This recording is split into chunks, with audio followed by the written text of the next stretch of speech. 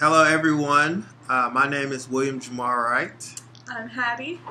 and this is our podcast. What are we doing? Our last podcast was about a month ago. Best friends. Best friends, and I actually left one of my best friends out, just thinking about everything that was going on and just some the important people in my life.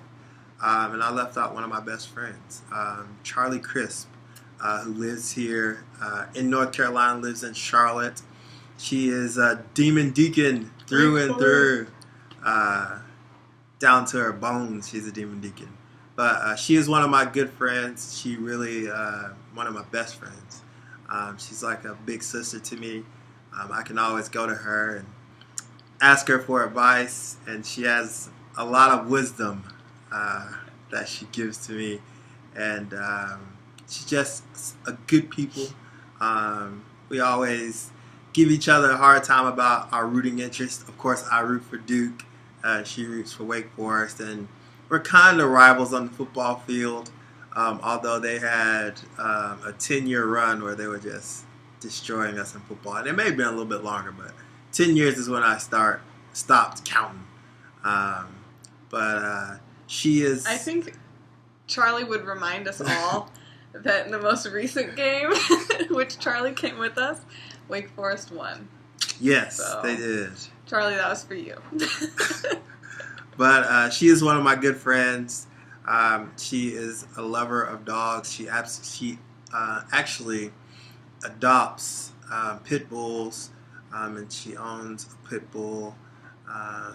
And she's just a good friend. I see her every time, try and see her every time I go back and forth between home and here. We've been to football games together. She's come up and watched Duke beat Wake Forest before. She watched all of our games when I was playing. So she's just a huge Demon Deacon fan, and she could give you so much knowledge just on Wake Forest. But she's one of my good friends, and I just felt like I needed to mention her and give a shout out to Charlie. Yeah. And I think that's one thing that was really good about, or at least that I really enjoyed from doing that last episode, was just, life gets so busy and you get in your routine, and it's really important and nice to think back and reflect on the people that are important to you and feel thankful for them and feel really grateful to have them in your life. So I'm glad that I had the opportunity to do that and not just tell everyone about the awesome people that I would call my best friends, but to really think about it, and even other people in my life that are very important to me. I think that the whole exercise made me really grateful. So, All right. So with that said, on to this month's topic, which is sports that we love. I am a huge football fan, although it is not my first love or my soulmate. Football has been very good to me. So I'm going to talk a little bit about football. So that was actually my question. I was going to ask you if you were going to talk about football or basketball or both, and why or why not. So. Well, I'm definitely going to talk about football, but I have to give a shout out to my soulmate, basketball. It is my heart. It is where I grew up playing basketball on the mud courts in Duncan, South Carolina. We used to have a little court that we would literally take a water hose and we would spray it down so that like the dust wouldn't come up when we were making moves and stuff. So like the dust, spraying water on it actually keeps the dust down, and you're actually able to play and move That's around. a lot more with friction too. Yeah, so. Especially in the mud. But growing up, definitely basketball was my love. I thought I was going to come to Duke and play basketball. But what do you know? I ended up coming to Duke and playing football. Yeah, so what sport are you going to talk a little bit about? Well, is that even a question? I'm going to talk about gymnastics. It has been not only a huge part of my life, but also a soulmate, a first love, as William described, and just something that has been also, like you said, so good to me in so many ways, and just a wonderful, wonderful enterprise, I think. So, and I can talk more about that later. Well, so my first memories of playing football was when I was a little kid, going over to my grandmother's house. It would be me and my cousins, and we would play Kill the Man. So have you ever heard of Kill the Man? So Kill the Man means you kill the man with the football. So like tackle him, jump you on tackle him. Everybody is against one person. And you... So it's not all for one and one for all. It's like all versus one. Yes. So what you do is, it's because like typically you don't have enough to play. Because football, it's supposed to be played 11 on 11. There's things now you can do 7 on 7 in the summertime. But you need like a good number of people. So a way for us to kind of circumvent that was to play Kill the Man. So roughly how many people would be playing? When you anywhere from like 4 to 6 people. Okay, so enough to field like one side for a typical game, like 7 on 7. You might have maybe 7, maybe 6, but typically not enough for a full game. So that's why you did. Yeah, and also sometimes like you could play 4 on 4, and anytime you got less than 4 on 4, like it was Kill the Man. Yeah, it was Kill the Man. So the way you play Kill the Man is you take the ball and you throw it up in the air, and anybody is able to get it. Anybody is able to stop somebody else from getting it, and it's just you versus yourself. But once the ball gets you, like once you have control of the ball, then you have to go and score a touchdown, and everybody's going in one direction. Touchdown? You run into the end zone. Okay, so you're playing in like a field, or you're playing in the street. So you designate a place where it's the end zone, right? Yeah, like it's just like a regular like playing in your backyard. Like that's the end zone. Mm-hmm. So you throw the ball in the air. One person gets it, and they try to score. Everybody else's job is to stop that person from scoring. Once you get tackled on the ground, then you get up and you throw the ball up in the air, and then it's somebody else's turn. Okay. Yeah. So let's say you had the ball, were tackled, throw it up, somebody else gets it, advances it another 10 yards, whatever, throw the ball up, you get it again, and then you score. Does that mean you have 1 point and now everybody else has 0? Yes. And you go back to the first spot, throw it up? No, like then once you scored a touchdown, then you got to run back. Okay, so then you throw it up. No, so you scored a touchdown and you run back. Like you scored a touchdown, now you're trying to get back to the other end zone. But you don't have to throw it up again? You still have it? Yeah, you still have it. Like so you could technically score twice on one throw? Yeah, but you got to be really good. Like it's everybody else against you. So no, I realize that. I'm just trying to understand the mechanics. And so let's say you had scored and then they got you a touch. They tackled you and then throw it up. Somebody else gets it and goes to the other touchdown. Now it's like you have 1 or 7 or however much. You have a set of points. The other person has a set of points, and everybody else playing has 0. Yes. Okay. And you just play like I don't remember playing until like a certain number, but you just play until basically you get tired. But it was those were my first memories of playing Little League.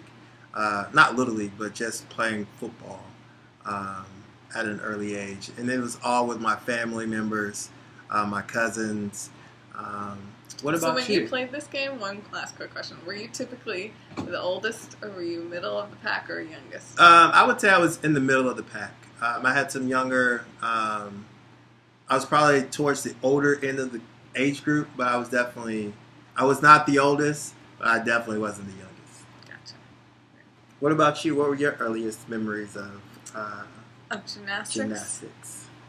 Well, I don't know if I have...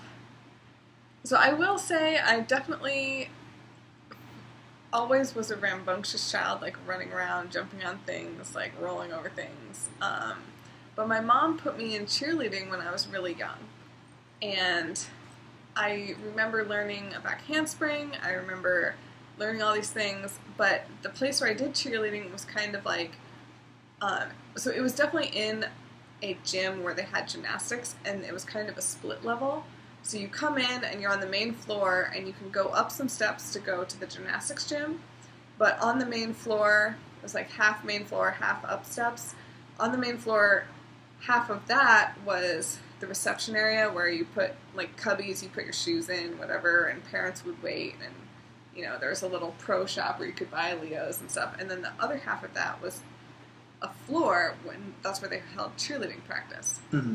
And so I would always, like, the only thing to look at for cheerleading practice other than the wall was up at the gymnast doing gymnastics, and they had, like, the floor right there. Mm-hmm. So it was kind of like at eye level, and you could see all these girls tumbling and doing all this stuff, and I just remember always being like, oh, I want to be up there, I want to go do that looks so cool. So I think after only one season of cheerleading, my mom switched me to gymnastics, and it was love ever since. Yeah, so I remember learning my aerial, which is a no-handed cartwheel, at home in the basement with my mom, and that's still like one of my favorite skills ever. And another skill, I don't remember how old I was, but I must have been in like 3rd, maybe 4th grade. My parents got me a low beam for Christmas at my mom's house. And I learned all sorts of skills on the low beam. And then I would go to gymnastics practice and like whip out these amazing skills. And people would be like, how did you learn that? So for instance, a Valdez, which is where you're sitting and then you do a back walkover from sitting as opposed to from standing. That was something my mom had loved that skill, and I loved that skill, and so she kind of helped me a little bit, but I also practiced just a ton on my own, like all the time, all day, every day, and I learned it on my own. And then I'll never forget, I was at it's called open gym, so you have typical practice, your structured practice during the week, but then the gym I went to also had, on Saturdays, there was practice, but later in the day they had an open gym, which is where you could pay $5 and then come work on whatever you wanted to work on. And it was supervised, so it's not like kids were just throwing skills and going to kill themselves, but it was also a lot less structured than a typical practice. And so at open gym, you might be on beam working with girls that were a much higher level than you, or girls much lower level than you might be on the next beam over type thing. Mm-hmm. And one of the girls that was a couple levels above me, her name was Alicia, I really looked up to her because she had really great gymnastics, but she also just had, like, the it factor. I don't know if that makes sense. But gotta have that it factor. Yeah, and so she was kind of there working on skills on beam, and I was there working on skills on beam. And I forget what happened, but it wasn't like a competition, but it was definitely where she was like, oh, well, can you do this skill? And I'd be like, yeah, I can do that skill, and then I would do the skill. She'd be like, oh, well, can you do that skill? And I'd be like, yeah, and then I'd go and do that skill. And so she was like, wow, like, she wasn't, like, pleased with me, and I was feeling all good about myself. And I remember being like, I can even do a Valdez. And she's like, really? And of course, I had never tried it on a high beam before, but I had only done it on the low beam at home. But I was so determined to, like, keep impressing her that I was like, I can do this, I can do this. And I just went and then I did my Valdez on the high beam, and she was, like, thrilled. And she went and got our coach, Emily, and Emily came over and was like, oh my god, this is so great. And then from then on, I had my Valdez as part of my series. So for level 6, I did Valdez back walkover instead of back walkover. And then in level 7, I did Valdez back walkover, and then eventually Valdez back handspring in level 8, and then back handspring later on in level 8. So it was just a great time. I kind of was a ham. It was a little bit of a show off. A little bit of a show off. Ain't nothing wrong with being a show off. Like, yeah. If you got it, might as well fun a little bit. Show it out there. I mean, obviously Alicia had way better skills than me, but I was, like, trying to show that I'm a worthwhile gymnast over here. You're not wasting your time. Yeah, I'm not wasting my time. Cool. So, well, for me, I did not start structured football until I got to like the 5th or 6th grade. That's when I started playing for the Duncan Panthers, and there's like 5 little boroughs that we had in our district, and each borough had like their own football team, and we'd always play typical Southern. Yeah, we would always play at the high school stadium on Tuesday nights, and it was just I first started out at defensive end, and then I also played So a how little come you bit of got put running on back. defensive end? Well, so kids out there, if you're any good in Little League football, they always put you at defensive end because if they break contain in the football game, it's like always you want to keep everything bottled in. Because if the fastest player gets outside, You can't catch up. there's nothing to be done. So I was a smart football player, so like the coach would put me at defensive end. And I remember the first day he'd be like, "What's the number one rule at defensive end?" And I'd be like, "Don't let the play get outside of you." That sounds like me, because so I also coach gymnastics now, which is something I love so much. But especially on bars, I'll be like, "Girls, what's the number one rule of bars?" And they'll be like, "Straight arms." I'm like, "Yep, you always want to have straight. Like, I don't care what you do, as long as you have straight arms, you're gonna make it out of this." As long as you don't, as a defensive end, as long as you don't let the play outside of you, then like you're doing your job. So I played defensive end, and then as I got a little bit older, I started to play running back. And then my second year of Little League, I played quarterback because all the older kids, they had moved up to play middle school. So I was still there with the Duncan Panthers. Multiple ages in the same team. Yes. So basically there was Little League, and then you went from Little League to middle school, and then you went from middle school to high school. And so Little League would encompass ages what? Little League included ages basically 4th grade until 6th grade. Gotcha. So that's why some people would move away to middle school and other people, like you, would still be there. Yes. So looking back on like youth league football, there's so many things that were like problematic with everything that we were doing. We were literally, in order to toughen kids up, which as a 4th grader, do you really need to be toughened up? We would put kids in the middle of the ring. It's called Bull in the Ring. And we would just send somebody running into them as fast as possible. So the coach would be like, "Cortez, go to the middle." Cortez would go to the middle. And then like Cortez would just sit there and chop his feet. And then it'd be like, "William, go hit him." So William, me, just takes off as fast as I can, and then we just have a huge collision in the middle of the ring. So this is youth football Helmets? in America. No helmets? Yes, we had helmets on. They weren't barbarians. Like the coaches weren't barbarians. Like they tried to have some. Just having little children run smack into each other. They weren't It's barbarians. the Bill toughness. So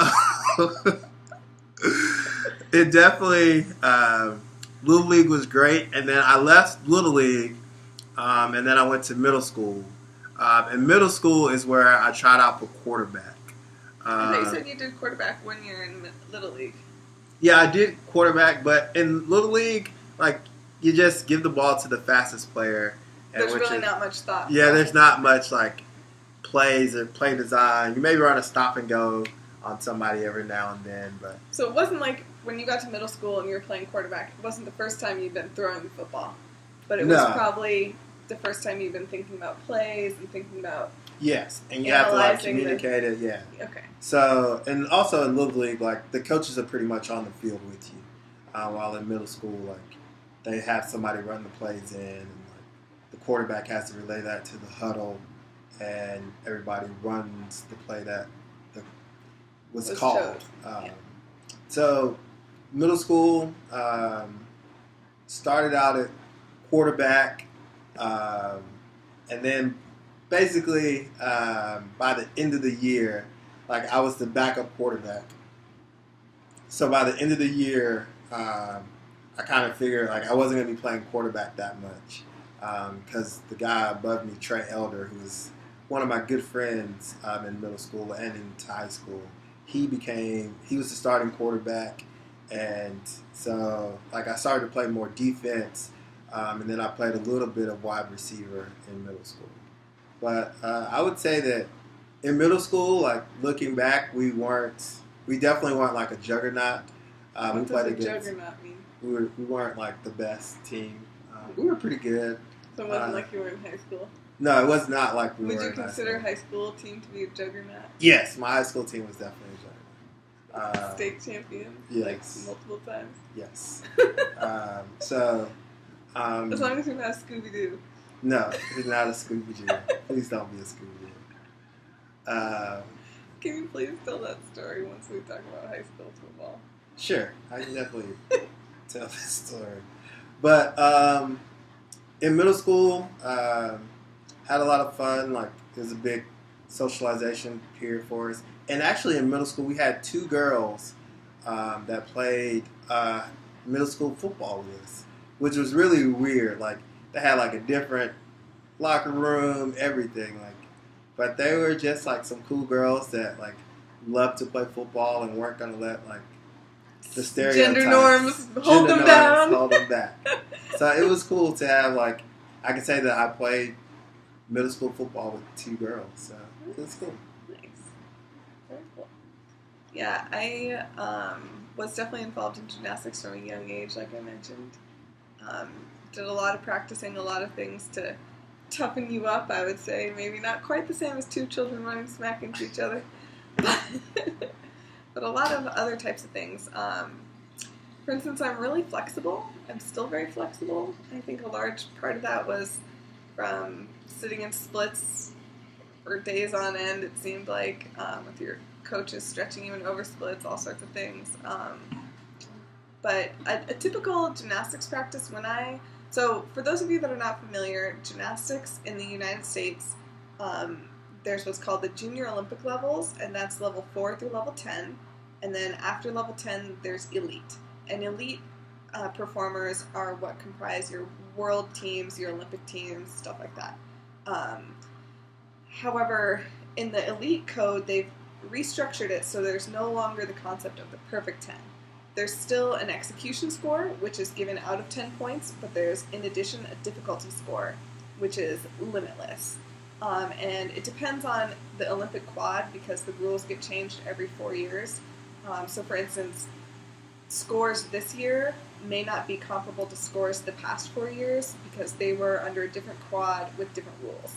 But typically, very general statement, a difficulty score between 5 and 6 is really strong. So really good scores are typically around like the high 14s to the low 15s in elite gymnastics. But in the Junior Olympic, and in college, it's still on a 10-0 system. So there's only one score, and it's out of 10 points. So a perfect 10-0, it means you did perfect. And different levels have different rules for how much difficulty you need. So for levels 4 through 8, there's a set amount. You must have these certain difficulty skills and a certain number of each in your routine, otherwise you get deductions and points taken away. In level 9 and 10, you start out, instead of starting at a 10-0, you start out at a 9-5, and you have a minimum difficulty that you have to meet. If you meet that minimum, you start with the 9-5, great, but if you go beyond that minimum, you get bonus, and that's how you can get up to your 10-0 start value. So a lot of girls, and that's kind of the differentiating factor between level 10 and elite.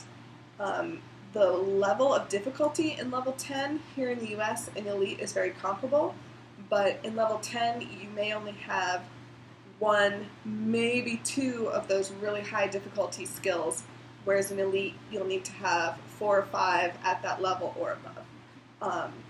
So a lot of girls that are extremely talented, they're elite when they're 12, 13, they may take a couple years off and do level 10 for a while, go back to elite, or just stay at level 10.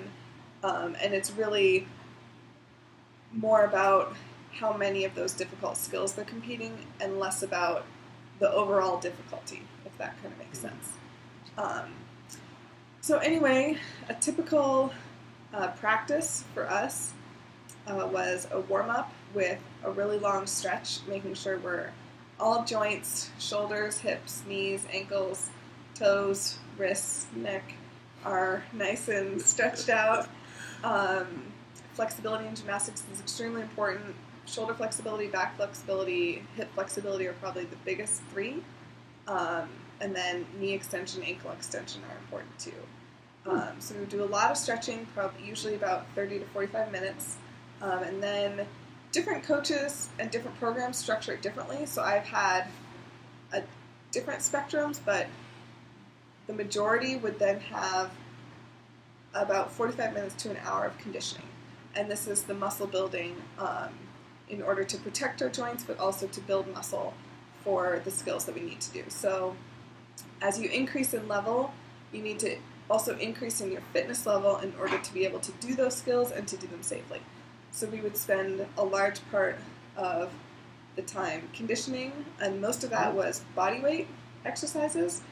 And the reason coaches choose to do that at the beginning is after a full practice, you're often too tired to do the conditioning correctly, right? Like you can do a pull-up with really bad form, or you can do a pull-up with really good form.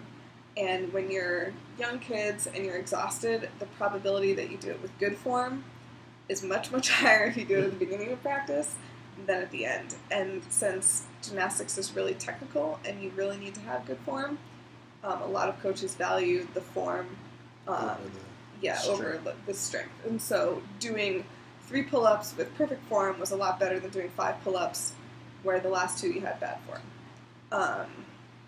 So form was like a key component. It's not just doing it to do it, it's you want to do it to perfection. And then we would do, depending on the practice, 45 minutes to an hour on each event, or depending on the practice, maybe just 3 of the 4. And yeah, so that was always really good. In women's gymnastics, there's 4 events. Vault, which is the one where you run, bounce on a springboard, and then vault on top of what's called the vault table. That one was always really hard for me until I met Jen's dad, Steve, and he magically fixed all my vaulting. It was like, where has Steve been my whole gymnastics career? The next is bars, which is short for uneven parallel bars. So for women's gymnastics, there's a low bar and a high bar, and there's distance between them, and they do skills on the low and skills on the high, release moves between back and forth, and then a dismount. Next is beam, which is the 4 feet high. People often say 4 inches wide, but I've learned it's technically 10 centimeters. Not exactly the same as 4 inches, very, very close, but not quite.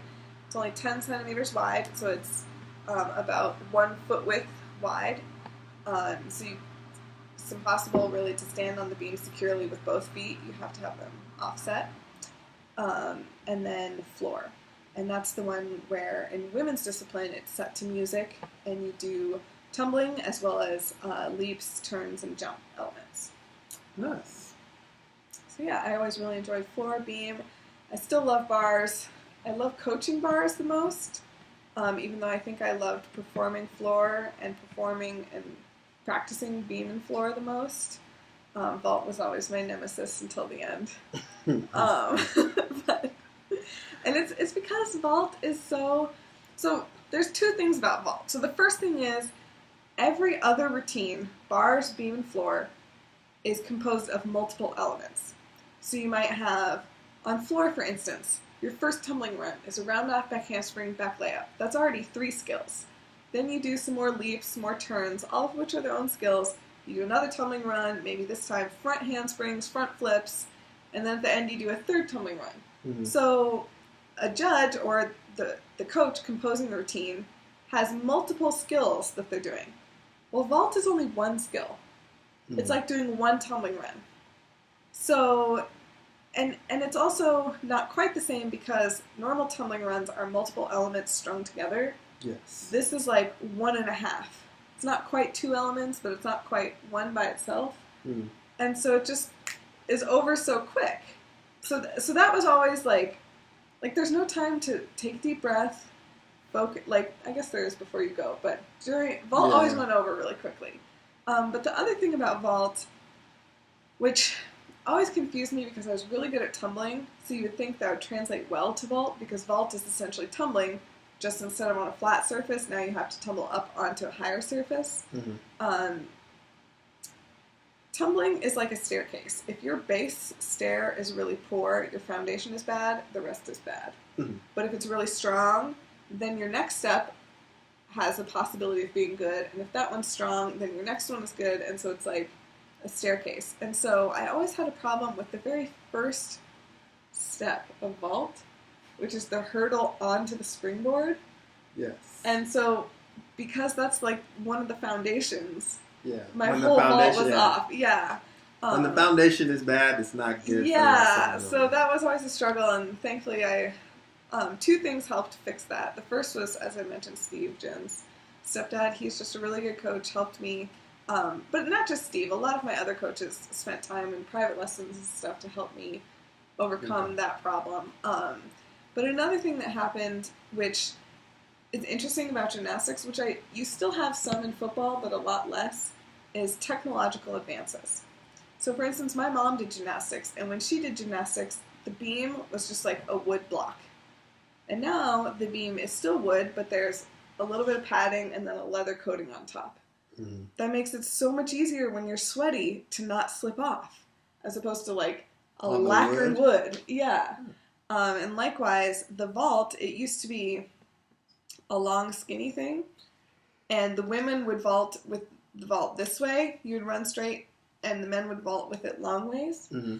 But now they've changed the vault to be, instead of a long, skinny thing, more of a table. So it's about this wide, this long, and then it like comes down. So it's a curved shape.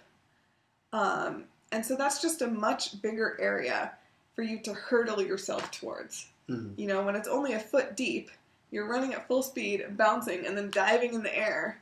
You have a much less like margin for error when it's only a foot wide versus like 4 feet wide. Why did they change that? So they actually changed it for safety reasons. So one major vault that if you watch the Olympics is done is it's called a Yurchenko, after Natalia Yurchenko, the first person to compete it at a world or Olympic event. That's how it works. If you're the first person to compete it, then you get the skill named after you.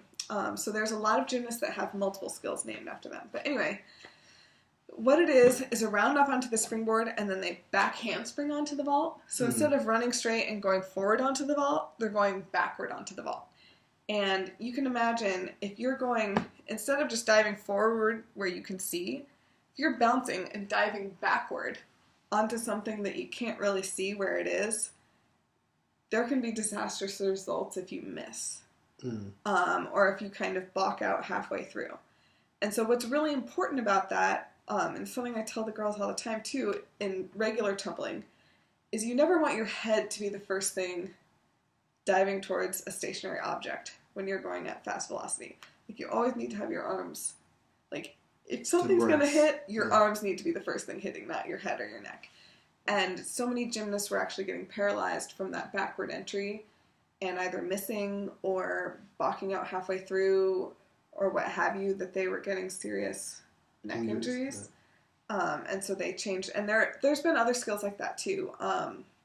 Most recently, men used to do forward flipping elements where instead of taking off from your feet, doing a full flip and landing back on your feet, you would do kind of 1.5.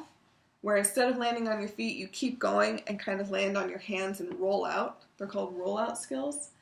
But again, those are really dangerous, and so they've been eliminated for women for a while, and just recently they eliminated them from the men's code too.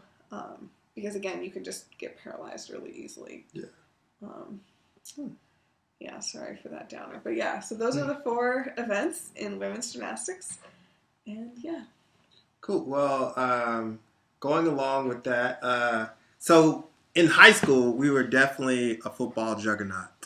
But my freshman year, I did not play football at all. I was actually in the marching band, the Rebel Regiment.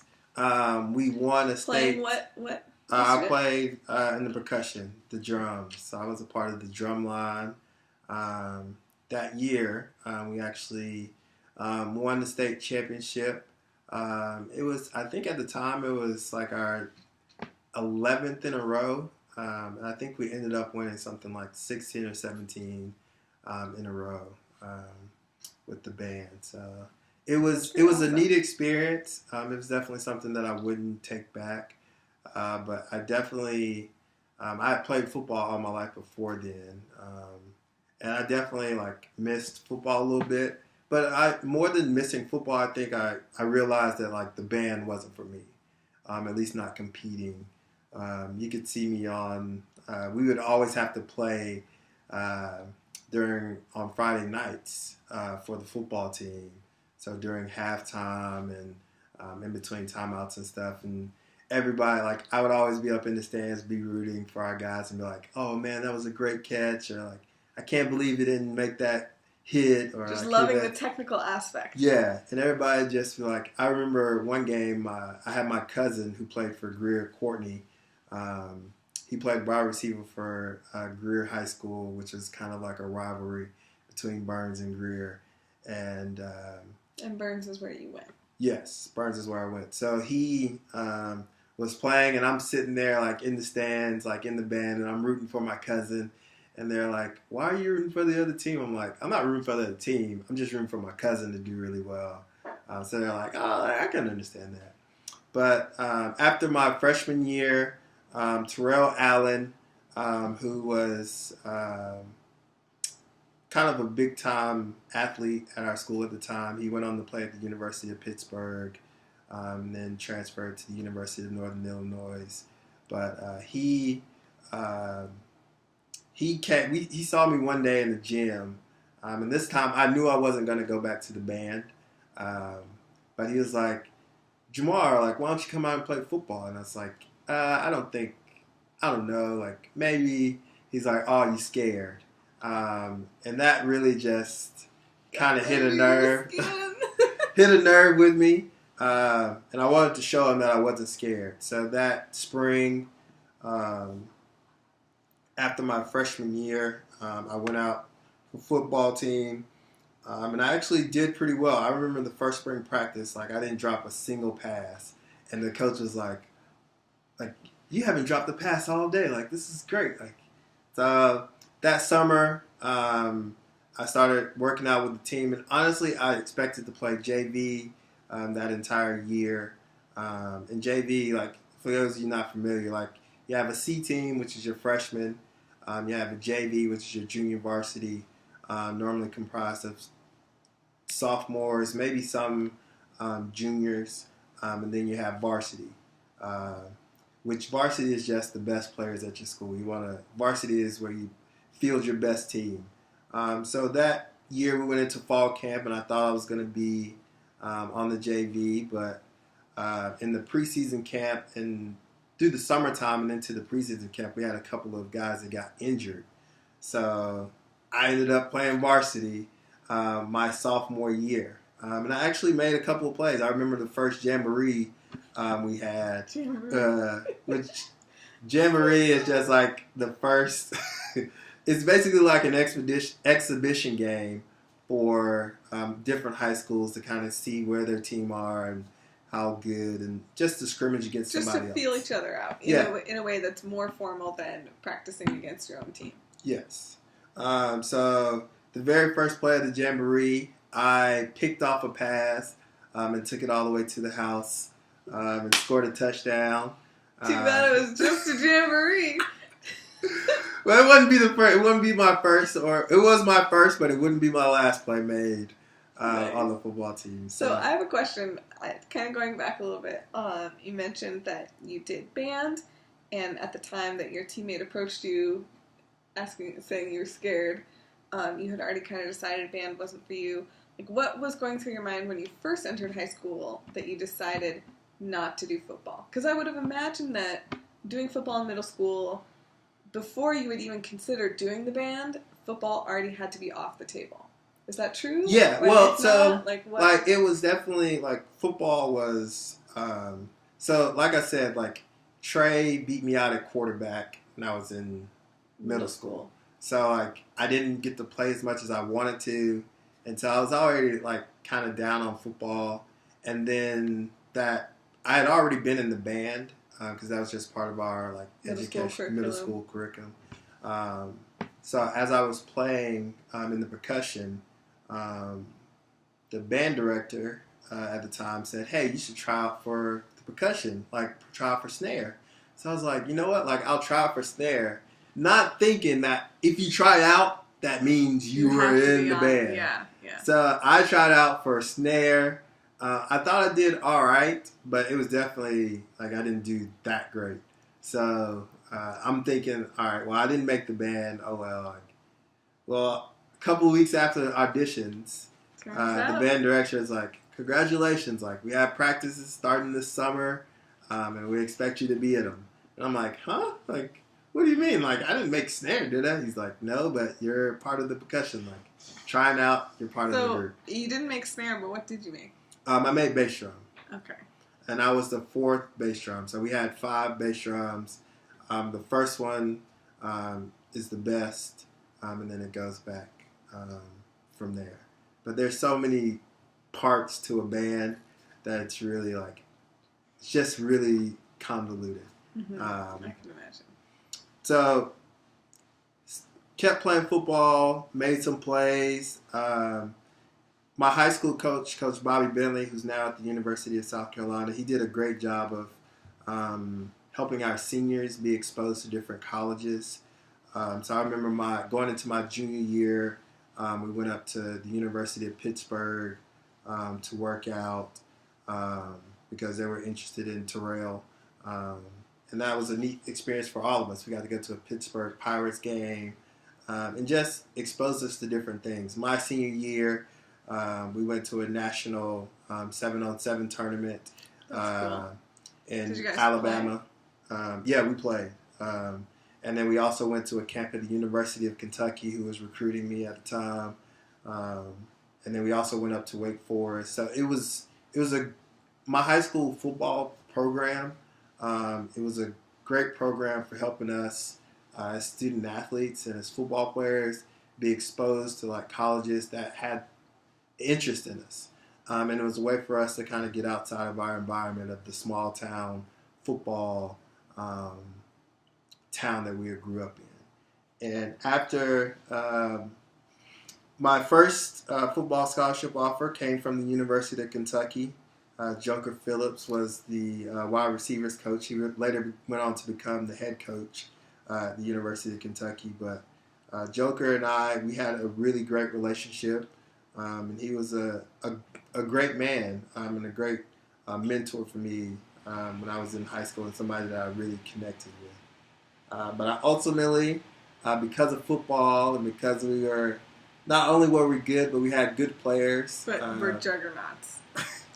But we, because of football, it gave me the opportunity to, of course, come to Duke and play for a great university and get a great education. I often tell people that the reason why I chose Duke is because it had a great education. And nope, you've already told them before the real reason. Yeah, but the real reason is because I was going to get an opportunity to play early, and there were some other schools. It was because there was prettier girls. Yeah, there were definitely prettier girls, but I wanted to play like. I'm just kidding. But I wanted to play and be on the field as soon as possible. And after, of course, I got a great degree, and then football turned into kind of set me on my career path. With my first 2 years out of college, I worked at Presbyterian College, where I was a football coach, coached running backs, and then it led me into recruiting and working on college campuses, and now it's... And you were in that role at Duke, right? Yes, I was in that role at Duke, and then it kind of led me onto what I'm doing now in student athlete development. And football has really given me all of my connections to do everything I've kind of done in life, and I'm very grateful to the game of football because it's been a critical cog in my life. Yeah. And so while I am very grateful for football, we've definitely kind of grown a love-hate relationship, and that football is very problematic for me now in my older age as I get a little bit wiser, in that you have so many people that are not necessarily profiting off the bodies of like young men in terms of like high schools, but like there's that are so many. profiting off the There's so many people that are invested in football. And while football, yes, for me, because I was very talented and I had a skill set that like Duke University thought was great, I was able to get an education, leverage that, yes. But there are a lot of kids that maybe have parents or maybe have people who are latching onto them, hoping that like football can be your key to getting out of the situation that you're in.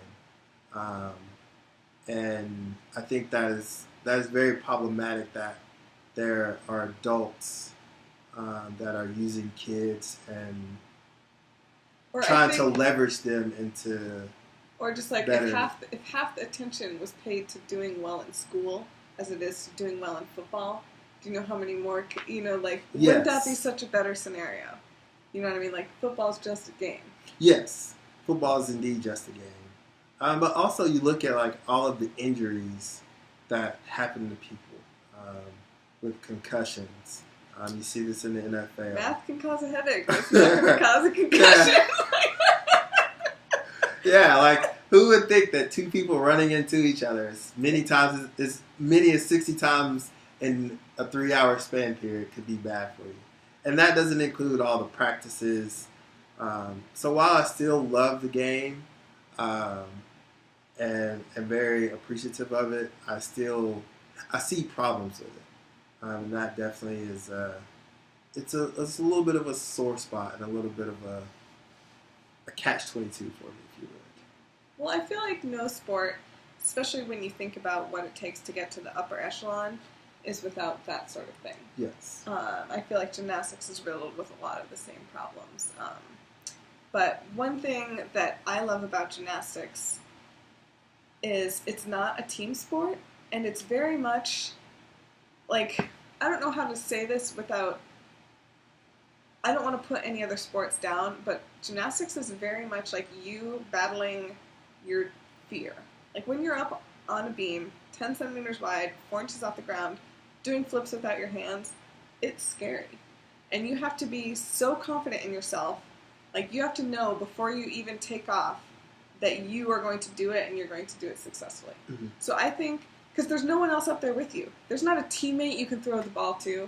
There's not, oh, well, they dropped it, so they messed up. Like, if any mess-ups happen, it's on you, right? And, for instance, swimming. Like, I'm not a competitive swimmer. Maybe I'm very wrong. But I wouldn't imagine that swimming as fast as you can is scary or terrifying. Like, I can imagine it's extremely taxing. You need to be extremely focused. You need to push your body to the limit. Like, your body is telling you to stop. You have to keep, pushing through. I imagine there's all those same similar mental, physical aspects, but I think a lot of sports lack this is legitimately scary. I can legitimately break my neck. Like, I think there's some sports, like, in football, like, running into other people is really scary. And I'm not trying to put any other sports down. I'm just saying there's a big element of gymnastics that there's no margin for error, and if you have that error, there will be, problems, big, painful problems. And so I think gymnastics was really great for me because it kind of taught you resilience on yourself. For what I talked about before, there's no one up there with you. If you want to be successful, you have to be responsible for getting there. There's no one to blame but yourself when mistakes happen.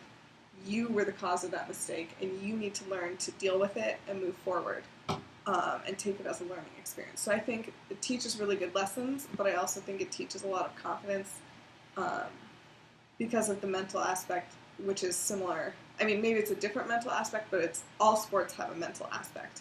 But I also think the dealing with fear and the working through fear is not necessarily unique to gymnastics, but I think it's not common across all sports, and that it might be different in different ways for different sports. I'm not saying other sports don't have it. I'm not saying it's not. I just don't necessarily think it's identical completely. Well, there are definitely not any two sports that I would say that are identical. Right. But I think maybe you use like a bad example of swimming and diving because diving is very different. But I specifically said swimming. Yeah, maybe like I should have said diving, track and field because I have run track and field, and I don't like. I ran hurdles too, and I did relays, and there's lots of like I've seen lots of people get spikes on their and big falling over the hurdles, and like there's lots of pain involved in any sport. There's lots of accidents involved in any sport, but I do feel like it's unique. And I'm not saying that other sports don't have scary things or don't have fear, because I definitely recognize that they do. Well, I would definitely say that football is a team sport. Each individual has their skill set and skills and drills that they do to kind of get better at their individual position. But there's without a doubt that like every member on the team, every member that's on the field has a job to do. And if you don't do your job, then there's a very high chance that the rest of the team... let the whole team down. You let the whole team down. But I will say that there are some athletes that are good enough to overcome if one of their teammates let them down. Yes. That's why you see it like high school, like normally they put the best player at running back or they put your best athlete at quarterback. Well, that's why they put, when they start you out in Pee Wee, you're always defensive end. Yes, because if that you're person, they can make a play.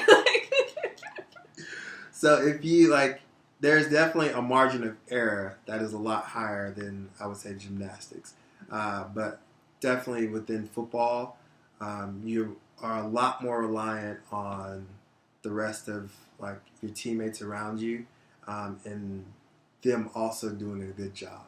Mm-hmm. So you can develop and get as good as you want to, but it's really, you're reliant on that guy next to you. As a wide receiver, I can do everything perfect, but if the quarterback doesn't see me or if the quarterback gets sacked because the offensive lineman got beat, then I can't get the ball. Right.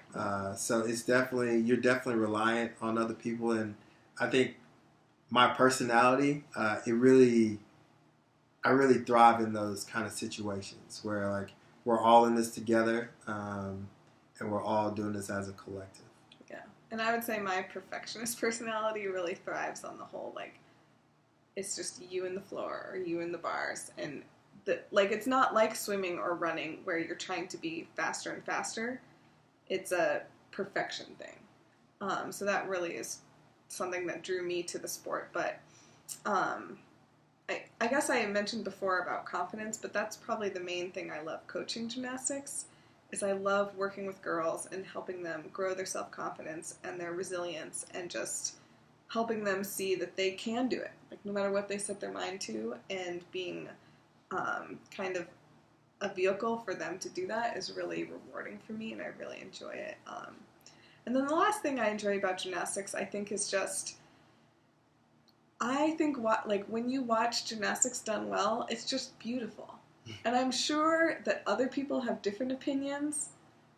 And I enjoy watching basketball, I enjoy watching football. When I see a really amazing play or a really amazing feat of athleticism, I'm like, wow, that was amazing.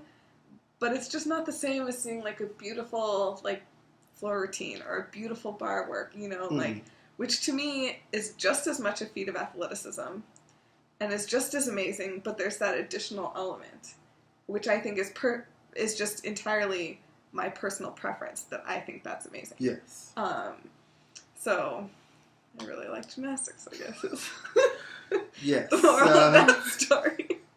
With that said, I think that's where we're going to end this month's podcast. Lastly, I think it's important that we give a shout out to all, a memory to all of the veterans. We're filming this today on Memorial Day. So. Yeah, so all of the soldiers who have given their life in service of this country. All the soldiers in general, those that have given their lives and have made the ultimate sacrifice, we are so eternally grateful. But also just everyone who's served in the military. It's a huge honor, very courageous, and we're so proud and thankful for everything you've done. So, Yes.